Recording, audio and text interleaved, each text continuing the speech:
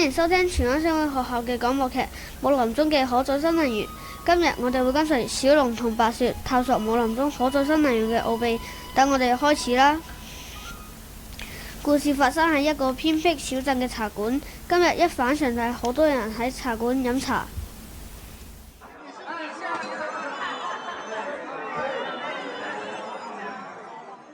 咁多人？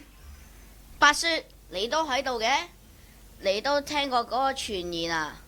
武林中有種神奇嘅能量，可以令我哋嘅武功更加強大。咩能源啊？係仙丹啊？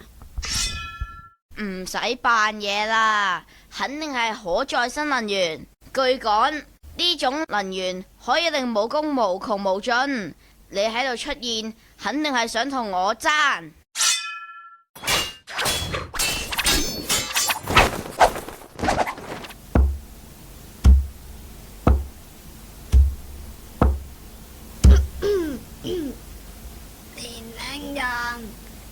年輕人，聽我一句啦，可再生能源就好似天地之氣，無處不在，關鍵係你哋點樣利用。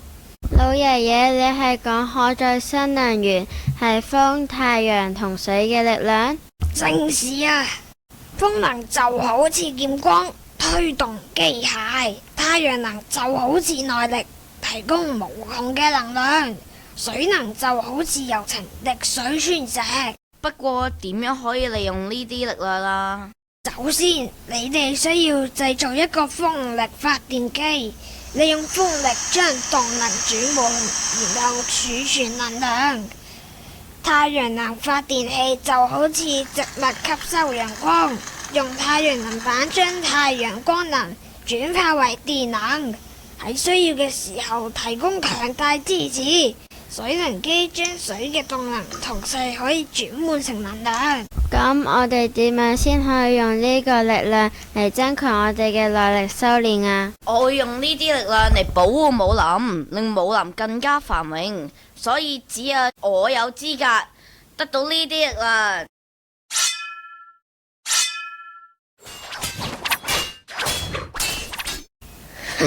咩武林啊？我哋用更多新能源就可以減少化石燃料嘅使用，森林更加繁盛，唔好成日打打殺殺啦。我哋嘅森林好需要你哋保護啊！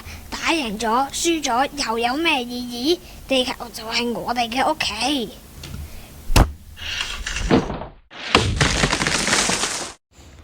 呢個阿伯嘅內力修為可以一掌就拍爛張台。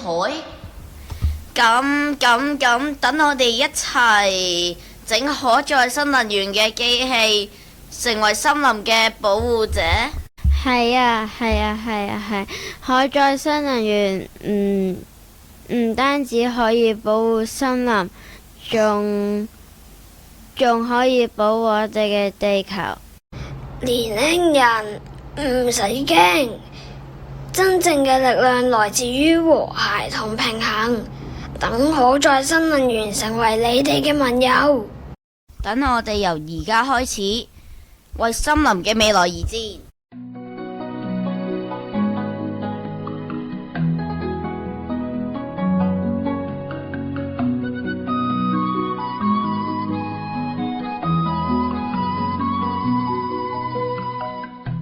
多謝各位收聽荃灣商會學校嘅廣播劇，希望大家都能喺生活中運用可再生能源嘅智慧。拜拜。拜拜。拜拜。